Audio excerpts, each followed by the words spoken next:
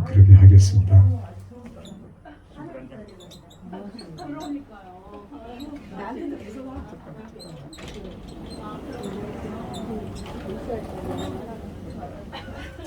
자, 개혁주의 성경에서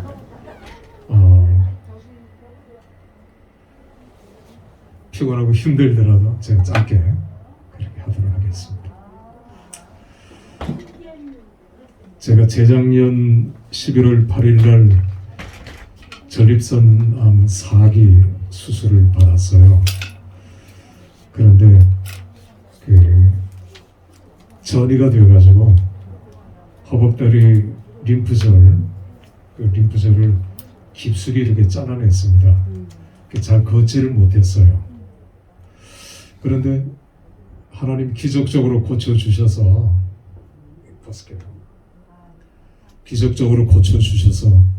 살아났거든요. 그런데 한 달 전에 좀 무리를 했어요. 집을 고친다고 사다리를 거꾸로 한 7m 세워놓고 집사람 밑에 꽉 붙들려고 그러고 올라가서 작업들을 좀 이렇게 했는데 그게 충격을 줬던 것 같아요. 그래서 5일을 잠을 못 잤어요. 통증 때문에. 처음에는 2달을 잠을 못 잤는데 그런 경험은 다시는 하기 싫었는데 5일 동안을 잠을 못 자니까 정말 이건 죽을 지경이에요. 지금은 많이 좀 회복이 됐습니다. 그래서 5일째 하나님 내일까지는 못 견디겠습니다. 살려주세요. 정말 내일까지는 못 견디겠어요. 그런데 그 다음날 페트병 2리터짜리 2개 정도 악취가 나는 썩은 물이 소변으로 쏟아져 나오는 거예요. 마치 복수 그거 같이.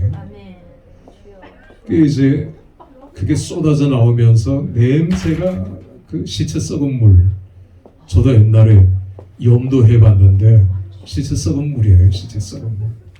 그 상태도 그렇고 제 몸에 근 4리터 정도나 되는 그런 게 있었다는 게 상상할 수 없을 정도로 그게 쏟아져 나오더니 진통이 사라졌습니다. 할렐루야. 그런데 그걸 보면서 제가 느낀 것은 내 안에 계신 예수님이 내 안에서 나도 모르게 싸우신 거예요. 처음에 그건 몰랐어요. 그 싸우신 예수님이 이게 의학적 용어로 백혈구가 죽은 시체래요. 내 몸에서 백혈구가 막 이렇게 싸운. 그런데 나 위에서 예수님이 싸우다가 죽으시는 거예요. 그 체험을 제가 했어요. 안 그랬으면 오늘 여러분 앞에 설 수 없었는데 목사님 쉬십시오 했지만 오늘은 너무너무 중요한 날인 것 같아서 조금 힘들고 어려워도 오늘 이렇게 오니까 또 반가운 얼굴들도 보이고 너무 감사해요. 그래서 그것부터 시작을 하려고 합니다. 우리가 시편을 보면 시편 1편에 복 있는 사람이 나오죠. 복 있는 사람. 자, 복 있는 사람. 제가 히브리어를 수십 년 동안 가르치고 연구하고 그렇게 하면서 제가 깨달은 것은, 그리고 가르치고 있는 것은, 복 있는 사람 할 때 히브리어 성경을 보면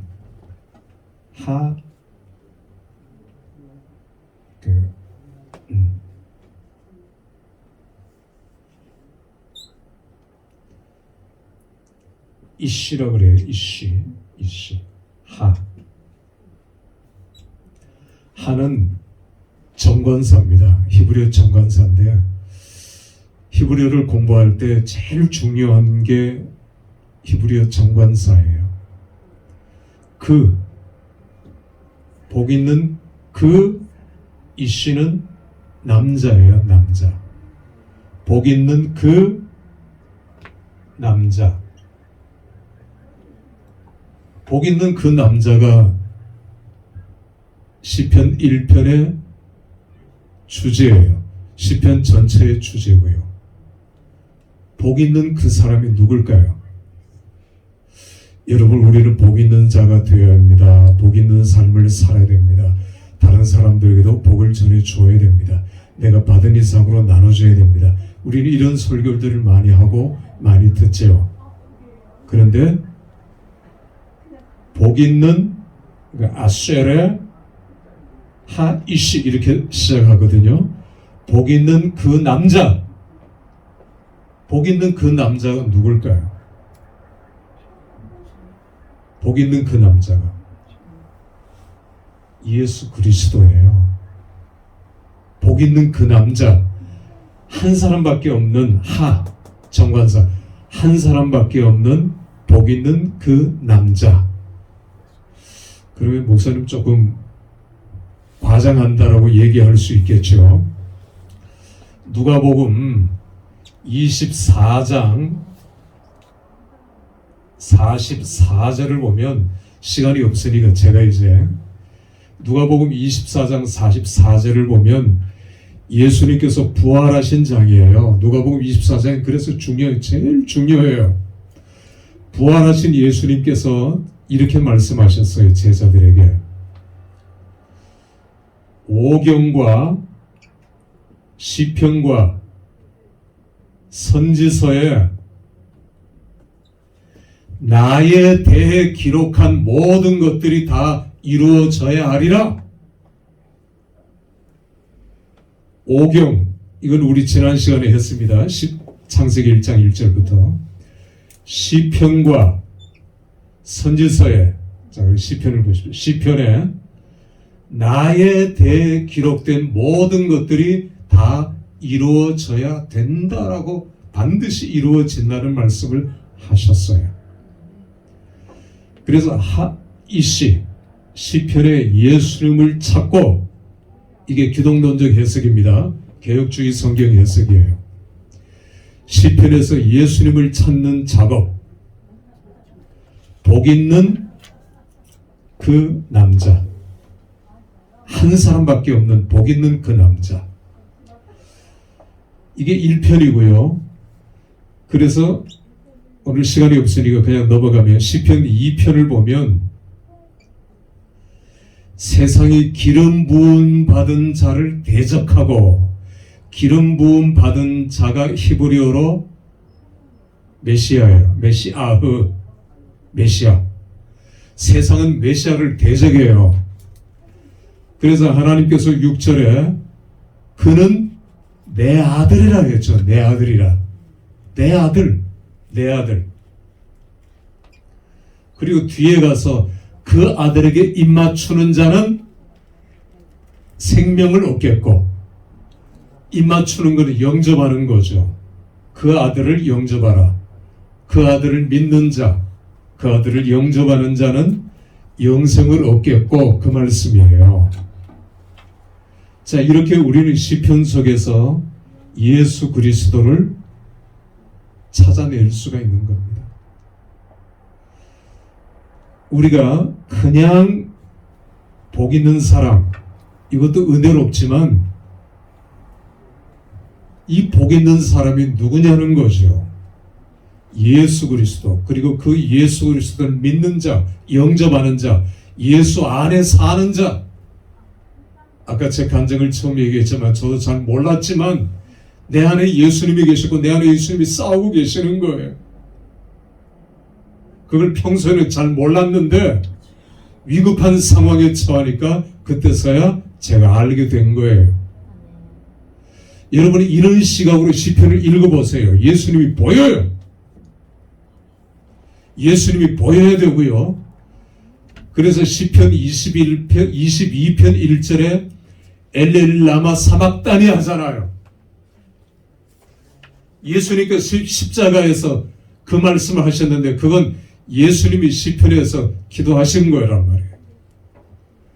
그러니까 예수님은 2000년 전에만 오신 것이 아니라 창세전에도 계셨고, 창세전에만 계신 것이 아니라 구약의 군데 오경 시편 선지서에 이건 구약을 가리키는 거잖아요. 구약에 예수님이 너무 많이 나오는데 그걸 모르고 그걸 생각을 안 하고 그냥 교훈적, 윤리적, 도덕적으로만 구약을 가르쳐버리면 예수는 우리가 어디서 찾냐고요. 그러니까 이건 너무너무 중요한 말씀이에요. 그래서 이런 것들은 반복적으로 해야 되겠고요. 또 저는 반복적으로 가르치려고 하고 있고, 제 제자가 뭐 거의 수천 명일 겁니다. 목사들만. 그런데 이런 것들을 요즘엔 제 제자들이, 사람들이 카페나 블로그에 조금씩 얘기를 하고 있더라고요. 그전에는 없었는데. 그래서 구약 속에서 예수님을 찾는, 마치 보물찾기 하는 것 같은 그런 시각으로 성경을 읽어보셔요. 구약을. 특히 시편. 그러니까 여기서 시편이라는 말은 시편 하나만 가리키는 게 아니라 시가를 가리키는 거죠. 시가. 그러니까 예를 들어서 잠언 8장 하나만 잠깐 한번 볼까요? 잠언의 주제는, 이거 두 번째로 넘어갑니다. 이제 잠언의 주제는 호쿠마예요. 호쿠마가 지혜죠. 지혜. 여러분 잠언 8장을 한번 펴보세요. 성경을 펴볼 수 있는 사람. 저도 성경을 한번 펴볼게요.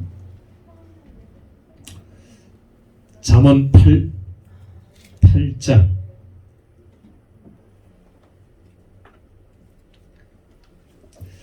잠언 8장, 그래서 1절을 보면 지혜가 뭐라 했습니까? 호쿠마. 잠언의 주제 단어잖아요. 그러니까 지혜는 의인화한 거예요. 사람이 아닌데 마치 사람인 것 같이 지혜가 부른다. 지혜는 누굴까요? 예수 그리스도예요. 예수 그리스도. 예수 그리스도를 의인화한 겁니다. 그래서 저 뒤로 내려가서 한번 시간이 없으니까 잠언 8편 22절을 한경희 목사님 한번 읽어주실래요? 여호와께서 그 조화의 시작 곧 태초에 일하시기 전에 나를 가지셨으며. 보세요. 여호와께서 그 조화의 시작 곧 태초에 일하시기 전에 나는 지혜, 아까 지혜예요. 지혜. 나를 가지셨다. 그러면 나는 누구예요? 예수 이외에 해석할 수가 없어요. 해석도 안 되고요. 그 다음 절 보세요. 23절 다시 읽어주세요. 만세 전부터 태초부터 땅이 생기기 전부터 내가 세움을 받았다. 자, 내가 예수님이 만세 전부터, 상고부터, 태초 전부터 세우신 분이 예수님 말고 누가 있단 말이에요. 아멘. 물론 우리도 만세 전에 있었지만 지금 예수님 얘기를 하고 있는 거잖아요. 이거 읽으면서 가슴이 안 뛰는 사람은 이건 구원 못 받은 사람이거든요. 그냥 가슴이 팍 뛰고 막 흥분되고 어쩔 줄 몰라야 돼요. 자, 그리고 한번 뒤에 쭉 내려가서, 시간 없으니까 여러분 집에 가서 천천히 읽어보시고요. 뒤로 가면 쭉 결론만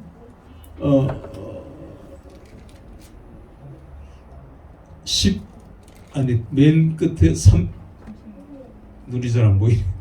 34절 계속 읽어보세요. 누구든지 내게 들으며 날마다 내 문 곁에서 기다리며 문설주 옆에서 기다리는 자는 복이 있나니. 자, 기다리는 자는, 예수 그리스도를 영접하는 자는, 예수 그리스도를 기다리는 자는 복이 있나니. 그 다음에 대저 나를 얻는 자는 생명으로. 스톱! 대저 나를 얻는 자는, 예수를 얻는 자는, 예수를 믿는 자는 뭘 얻었고? 생명, 영생이란 말이에요. 영생, 조에 예수를 믿는 자는 영생으로. 이게 신약에 나와야 되는 말씀, 신약에 나오는 말씀 아닙니까? 이게 잠언 8장에 있는 거예요. 이걸 모르니까 잠언은 그냥 지혜로운 사람, 여러분 우리가 지혜를 가집시다. 하나님이 주시는 지혜 첫 번째 뭐 이렇게 그런 설교도 귀하지만 예수 그리스도가 여기 지금 여러분 눈에 이제 보이잖아요. 이제 제가 지금 이 강의를 하고 있으니까 이제 보이는데 그전에 안 보였잖아요. 우리 신학교에서는 이걸 가르치는 겁니다. 아멘. 다른 것도 물론 가르치지만 이렇게 성경을 보는 눈, 성경을 볼 수 있는 눈, 성경을 보는 이 눈이 열려야지 그냥 성경을 문자적으로 해석하고 문해적으로 해석하고 그렇게 해석하는 것으로만 그치지 말자는 거예요. 놀랍죠? 그러니까 이런 눈으로 시편을 아까 시편 읽어보셔요. 특히 이사야서도 마찬가지로 선지서의 절정은 이사야서잖아요. 그러니까 이사야 53장 같은 경우에는 지금도 유대교에서는 금서라고 못 읽게 해요. 이거 읽으면 잡아가요. 다 빼버리고요. 그냥 끝내야 될 것 같은데. 잠깐만 시간이 10분만 더. 자, 그러면 구속사. 우리가 구속사적 성경 해석 이런 표현들을 많이 쓰고 듣죠. 개혁주의 성경 해석 안에는 구속사가 들어가 있어야 돼요. 구속사가 없으면 개혁주의 성경 해석이 아닙니다. 개혁주의 신학이 아니에요. 구속사를 다른 말로 종말론이라고 하죠. 종말론.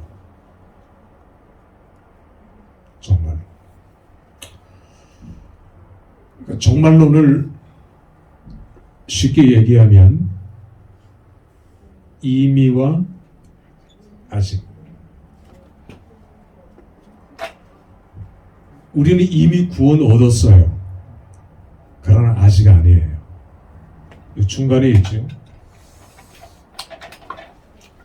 이 중간에. 이스라엘 백성들이 홍해를 건넜어요. 이미 구원을 얻었죠. 홍해를 건넜잖아요, 이미. 그러나 아직 아니에요. 왜? 가나안에 아직 못 들어갔잖아요. 광야에 있어요. 광야. 그래서 빌립보서 3장 12절 13절을 보면 우리는 이미 얻었지만 아직 아니라 했어요. Already not yet예요. 이 사이에. 홍해는 건넜지만 아직 가나안에 우리가 안 갔잖아요. 이 땅에 있단 말입니다. 이 땅에. 이게 종말론이죠. 여기 있어요. 이 땅에 있어요. 그래서 빌립보서 2장 12절이 결론입니다. 두렵고 떨림으로 너희 구원을 이루라. 이루어 가라라는 말이에요. 늘 두렵고 떨림으로. 절대 교만하지 말고 허리라도 교만하지 말고. 저는 너무너무 많이 얻어맞았어요. 하나님 앞에 교만해가지고. 지금도 제가 생각할 때 너무 교만해요. 여러분들이 생각하는 것 그 이상으로. 그래서 많이 맞았어요. 많이 맞고 있고요. 두렵고 떨림으로 너희 구원을 이루어 가라. 아직 아니에요. 아직. 한국 교회가 이게 약해요. 난 구원을 얻었으니까. 목사님들도 이렇게 많이 가르치죠. 구원 얻었으면 됐다. 너 아직 아니에요. 왜? 아직 천국 가지 않았으니까. not yet예요. 구원 얻었으니까 목사도 많이 타락하고 넘어지는 이유가 나 구원 얻었으니까. 성도들도 나 구원 얻었으니까 뭐 회개하면 되겠지. 나 구원 얻었다. 너무 자신만만하면 안 돼요. 당신은 구원을 못 받을 수도 있습니다. 당신은 천국 못 갈 수도 있습니다. 그래서 두렵고 떨림으로 우리의 구원을 이루어 가야지. 나 됐다 자신만만해. 물론 구원의 확신 이것보다 더 큰 건 없지만, 그러나 이미 아직 사이에 이 긴장관계 하나님 앞에 가는 그날까지 성도들에게 이걸 늘 가르치고 강조하고, 본인들도 그렇지 않으면 언제 넘어질 수 있는 거예요. 아무나 넘어질 수 있고요. 자, 종말론 마지막입니다. 종말론에 있어서 마지막은 하우의 법칙이에요. 하우. 지금은 건강해요. 그런데 내일 어떻게 해요? 제가 늘 그걸 경험해요. 내일 어떻게 될지 몰라요. 내일 교통사고가 날 수도 있고요. 지금은 굉장히 잘 나갔던 사람이 내일 부도 맞을 수도 있고요. 내일 죽을 수도 있고요. 이게 하우의 법칙이에요. 이걸 인정해야 돼요. 그래서 두렵고 떨림으로 구원을 이루어가야 되고요. 이 하우의 법칙에 있어서 하나님께서 우리를 다루어 가시는 방법이 고난이잖아요. 고난. 우리 모두 다 고난도 받고 지금도 받고 앞으로도 고난을 이렇게 받고 있지요. 그래서 고난에 대한 종말론, 고난에 대한 정의는 히브리서 11장 26절에 모세가 고난에 대해서 이렇게 얘기했어요. 그리스도를 위해서, 장차 우리가 그리스도를 위해서 받을 능력은 뭐예요? 십자가예요. 십자가. 모세는 2000년 사람인데, 모세는 옛날 사람인데, 모세가 고난에 대해서 얘기를 하기를, 고난은 장차 그리스도를 위해서 우리가 받을 능력, 십자가라고 얘기한 거예요. 십자가. 종교개혁 이전 중세에서는 고난을, 고난 이기면 축복을 주셔, 고난 이기면 네가 더 성숙해져, 고난을 이기고 나면은 너를 위해서 하나님께서 예비하신 것들이 있어, 고난은 너를 더 강하게 만들어, 고난에 대한 유익들이 많아요. 이건 맞는 말이에요. 토마스 아퀴나스의 그리스도를 본받아, 조금씩 본받아가는 것 틀린 말 아니에요. 맞아요. 그러나 100점짜리는 고난은 십자가예요. 십자가. 그래서 중세 때 아까 얘기한 고난은 스콜라 철학이에요. 스콜라 철학. 그래서 루터는 스콜라 철학 없이도 고난에 대해서 기독교는 해석을 해야 되고, 바른 해석은 히브리서 11장 26절, 우리가 당하는 모든 고난은 십자가 지고 사는 거예요. 십자가. 오늘 조금 그런 얘기 조금 하셨는데, 상담할 때, 그러니까 교인들이 상담할 때 남편이 너무 속을 썩여요. 남편이 주는 고난, 그러면 이기셔요. 이기면 축복하실 것입니다. 자녀들 통해서 복 주실 것입니다. 여러 가지 많은 권면도 필요하겠지만, 당신이 받는, 남편을 통해서 받는 고난, 그 남편의 고난은 바로 뭐라고 가르쳐야 돼요? 십자가예요. 십자가. 당신 지금 예수님 십자가 지고 있는 겁니다. 끝까지 십자가 붙으셔요. 끝까지 십자가 붙들고 가셔야 합니다. 끝까지 십자가 붙들고 이기셔야 합니다. 골고다든 갈보리든 끝까지 예수님의 십자가 붙들고 가셔요. 이렇게 권면을 하셔야 되는 거예요. 내 아들이 속썩여, 내 딸이 속썩여, 교인이 속썩여, 누가 나를 속썩여. 그 모든 것들은 다 뭐라고요? 십자가예요. 내 몫에 태인 내 십자가들이 여러분 다 있잖아요. 집집마다. 또 여러 개들이 있잖아요. 그게 그냥 고난이 아니라고요. 그냥 고난으로 가르치면 우리도 소라 철학 속에 지금 묻혀 중세 속에서 살고 있는 거예요. 그게 아니라는 겁니다. 왜? 모세가 그걸 우리에게 미리 가르쳐 주셨어요. 그리고 성경이 우리에게 이 말씀을 하고 있는 겁니다. 권하는 바로 십자가. 여러분은 짧은 시간이었고 오늘 상담을 통해서 참으로 우리가 귀한 시간을 가졌는데 잊어버리지 말고 유용하게 사용하시는 저와 여러분 되시기를 주님의 이름으로 축원합니다. 하나님 감사합니다. 주님 내 속에 살아있음을 우리가 늘 깨닫게 하시고 주님 나를 너무너무 사랑하셔서 나 위해 피 흘리시고 나 위해 죽으셨다는 것 한순간도 잊어버리지 말게 주시옵소서.